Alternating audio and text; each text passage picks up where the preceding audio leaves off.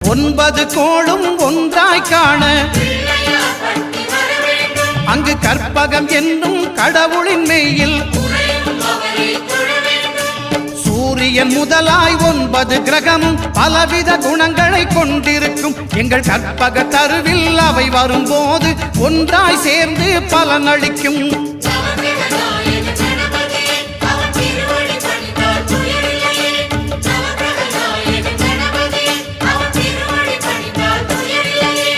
ஒன்பது கோளும் ஒன்றாய் காண அங்கு கற்பகம் என்னும் கடவுளின் மெய்யில்